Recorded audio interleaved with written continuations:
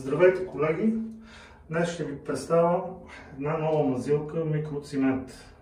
Тя е испанска, на фирмата Монто.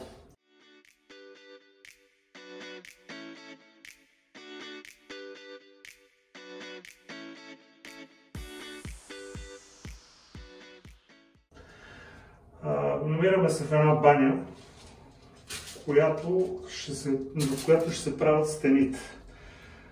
Направена е с картон двустенен, намазана е с хидроизолация. Всичко това е изсъхнало и аз ще премина към следващата операция за нанасянето на микроцимент. За тази цел първа стъпка е грундиране. Грунда е двукомпонентен и се смесва 2 към 1. Катализатор е една част и грунт 2 части. Ето, сипвам от грунда.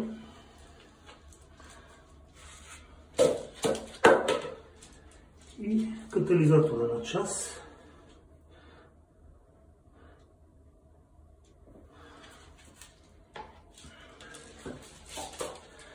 И разбъркваме. Като разбъркам, ще се получи една доста гъста смес, ето, която ще отпуснем с вода.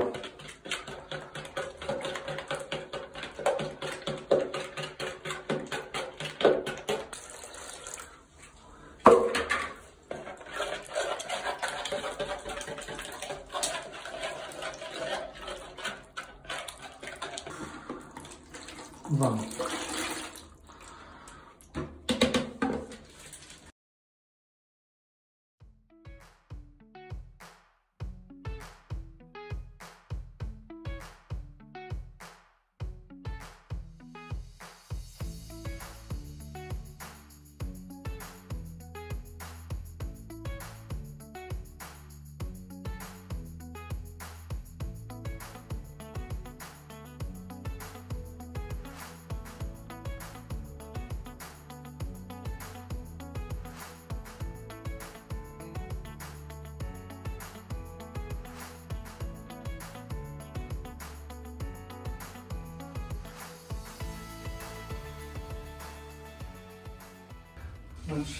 Другото, което трябва да ви кажа, че микроцимента също може с успех да се нанесе и върху плочки директно, без да се слага мрежа.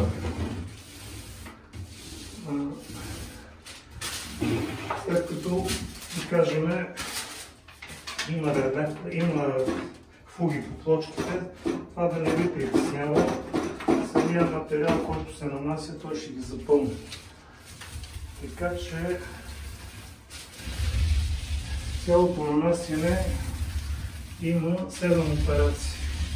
Първата грунда, с която сега ви ще познава. Като изсъхне грунда, ще нанесеме първия слой микроцимент. Но това ще стане след 6-7 часа. Най-добре е един ден, като нанесете грунда, на следващия да започнете с първа ръка на микроцимент.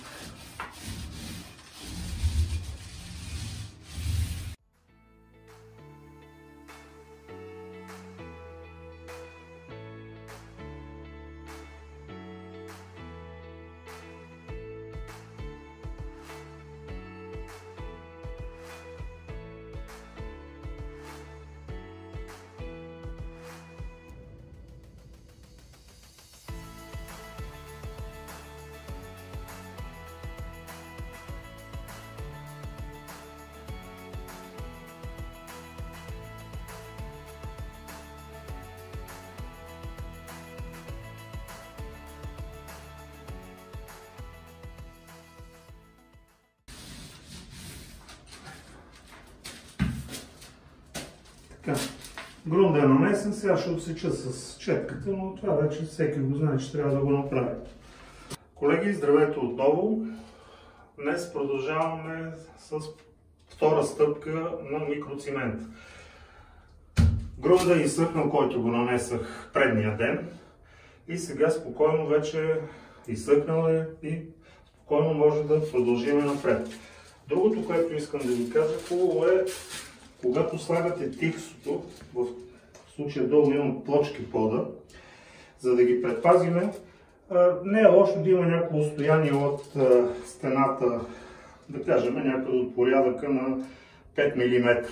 Защото самото покритие е някъде 3-4 мм, така че е хубаво да има отстояние, след това малко трудно се маха тиксото, като се застъпи с мазилката. Така, материала, който ще го ползвам, ето това представлява. Това е фондо, първа ръка и втора се нанася от този материал. Това е така наречената ресина. Също е продукт с смола. Значи, нещо, което е, за разлика от другите фирми, които са на пазара, на Монто материалите във всяка една ръка присъства смолата, което дава гаранция на 100%, че вода няма да проникне през микроцимента и да създаде проблеми след време. Как се разбърка? Значи, ресината, така наречената ресина, това вече е цвета на самата мазилка. Със същия цвят се слага втора, трета ръка, четвърта, пета. Значи това вече е финиш. Във всяка една ръка присъства този цвят. Хубаво е, преди да се започне работа, самата ресина да се разбие или да се пребърка, защото като престои малко, започва оцветител да пада на дъното на металната кутия. Другото, което е, отваряме материала е сух. Ето го какво представлява.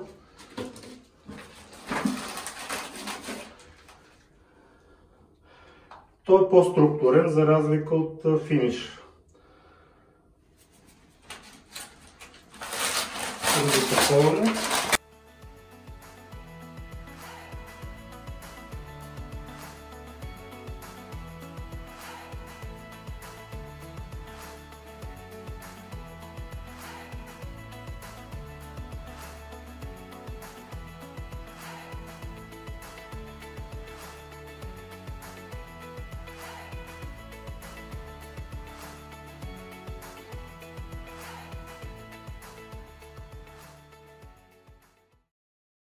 Инструментите, които ще използвам, трябва да са иноксови.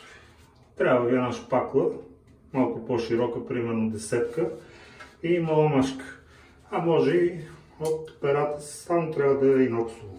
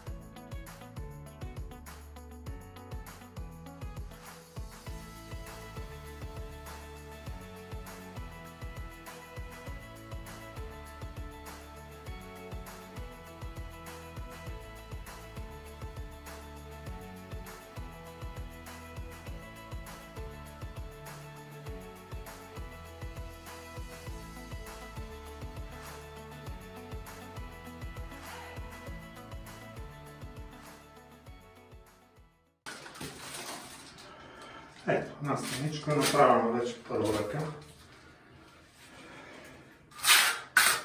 Така, продължаваме с другите. Хубаво е да го хванем от друг ъгъл, защото още е мокро, не е дръпнало. И при нанасянето на първата ръка, така ще се оставя едно ръбче тук над съседната стена и затова така ще мина на следващата стена, която ще е пуснена и след това ще се върна да обърна колонката.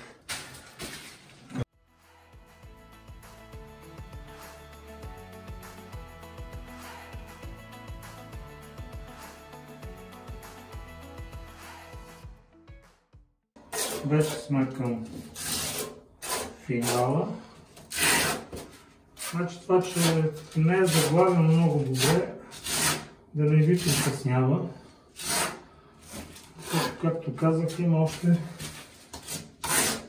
3 ръце. Обикновено трябва да се шлайфа след всяка една ръка, но аз тук ще шлайфам след втората ръка. Да има малко повече материал и така да се получи.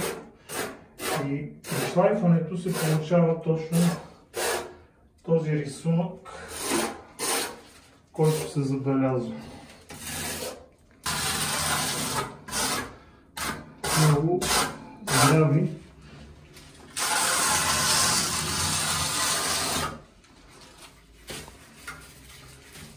И една много важна подробност. След работа инструментът се изчиства много добре, защото това като засекне, след това почти не може да се свали от маламашката. За тази цел ползваме ни мокри кърпички,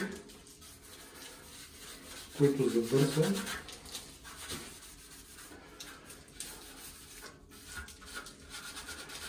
И така същия инструмент може да продължи на следващия ден. Няма да има засъхнал материал по него и няма да ни дере. Ето това, колеги, за днес. Оставяме го за следващия ден да изсъхне хубаво и ще минем към втората ръка, която се нанася пак по същия начин. Няма нищо по-различно. Пак се слага смола в материала и пак се нанася по този начин. За днес всичко добро и чао! Здравейте отново, колеги! Ето, в тази баня сме на първа ръка микроцимент. Понеже гледам, така съм се старал по-гладко да го направя, няма да го шлайфам цялото, само ще шлайфам от външните ръбове и вътрешните. И след това ще дойдем към операция втора ръка.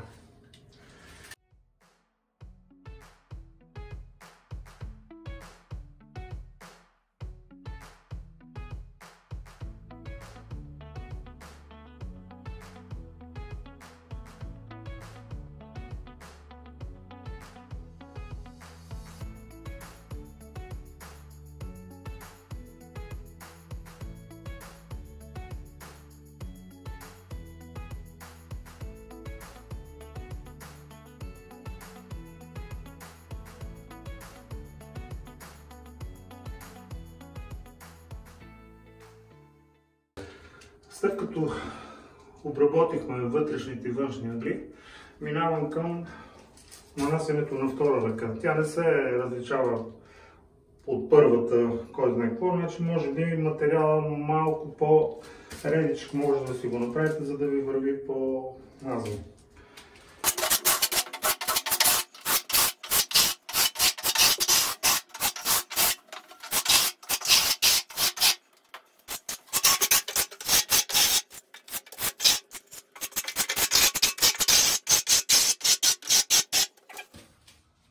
Тези насичания, дет са дребничките, те после при шлайфането ще излезат. И следващата стъпка, която ще ви покажа, но това е след като изсъхне тази ръка, вече с финиш как ще работи. Здравейте отново!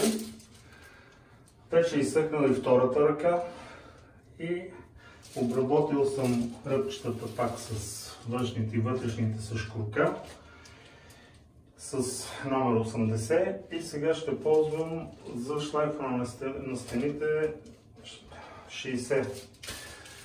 Другото, което трябва да ви кажа, когато не е толкова грапаво, може да се ползва 60 или 80, а когато, да кажем, е доста по-грапава стената, може и на 40 да минете. Така ще го свалите по-бързо и повече ще го отнемат, защото е доста здрав материал. Да пристъпим към шлайфането на стените.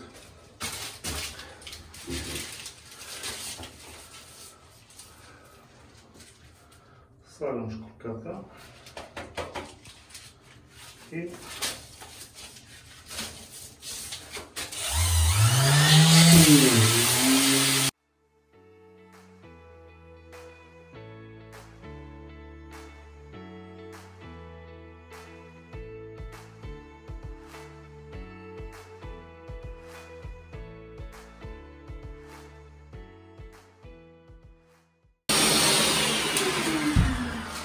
така е достатъчно, за да може да се положи вече третата ръка с по-филм.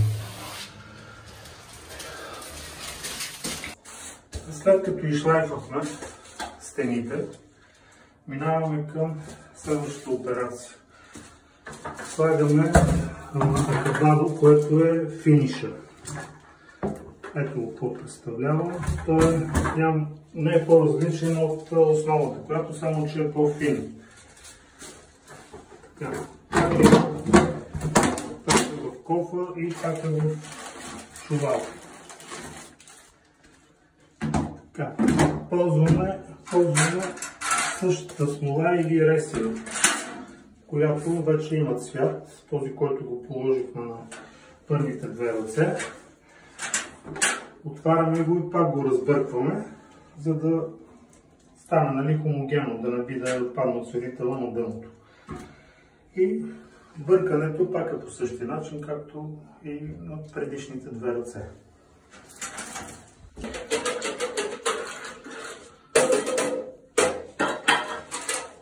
И задължително трябва да е чиста кофата, защото останало от предните две ръце той е по-едро и ако има някаква песчинка, ще почне да ви даря на стената. Затова ползвам нова кофа.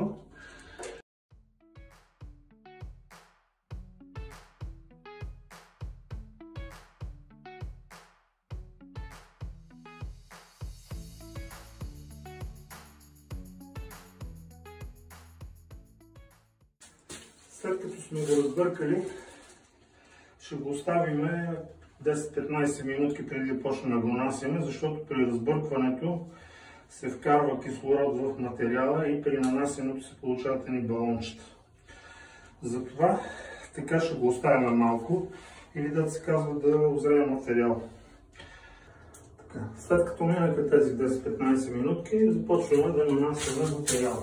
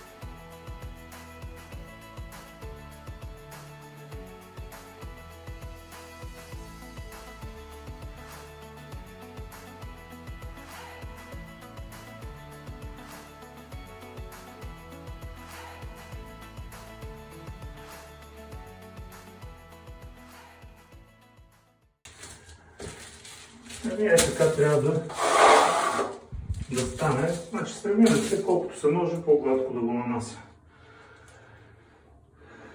Това е вече на третата ръка. Четвъртата пак по същия начин ще се мине и чак тогава ще шлайфваме. Значи мога през ръка да се шлайфва. И ето как се получава. Здравейте, колеги! Продължаваме в следващата стъпка. Нанесли сме акабадо първа ръка, изсъхнала е, няма да се шлайфа, но следващата ръка ще се изшлайфа вече накрая. Преди да се почне втората ръка с акабадото, хубаво да се обработят ръбчетата, да не ви остава много материал. Забъркал съм си материал и започвам да нанася втората ръка и финиш. Като при нея може и някакъв рисунък да си излезе.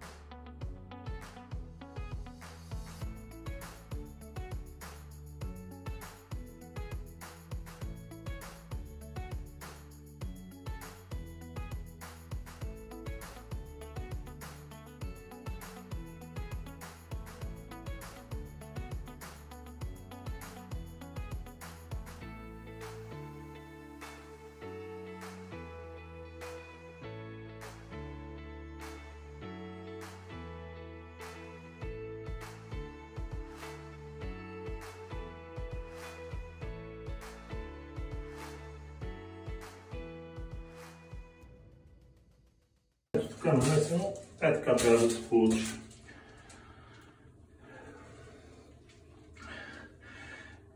Това е. Продължавам аз напред и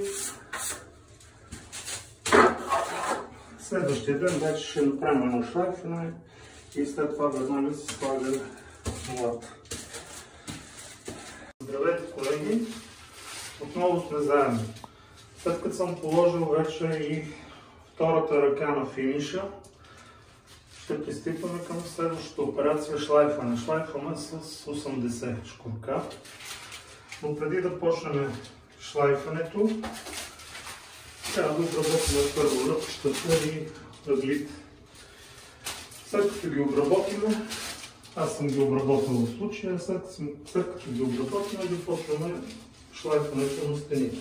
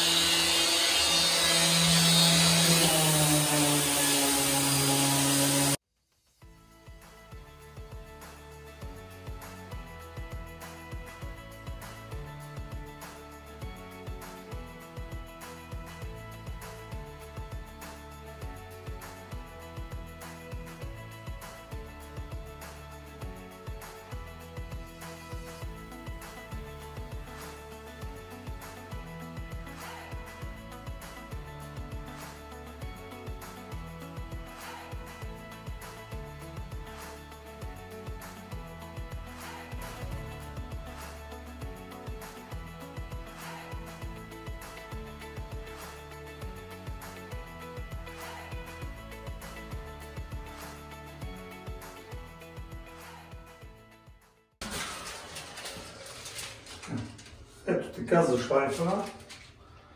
Минаваме към следващата операция, полагането на смолата, която след малко ще ви покажа как се разбърква. След като вече е изшлайфано навсякъде, минаваме към последните две операции. Имаме две ръце с барнис. Значи той се разрежда 3 към 1. Значи 3 части барнис, една част катализатор.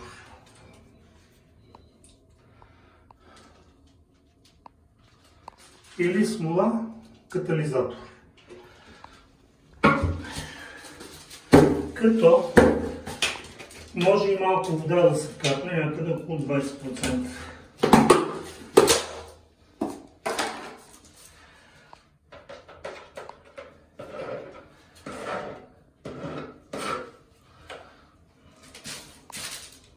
Нямаме.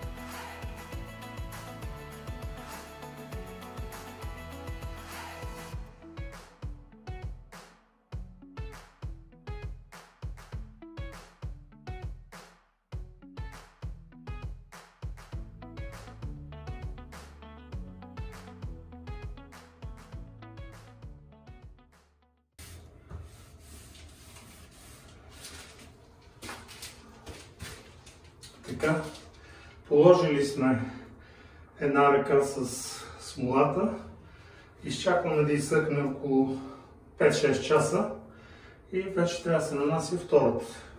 2 ръце са достатъчни. Мисля, че ви бях полезен. Аз съм Николай Ярсов и до нови срещи.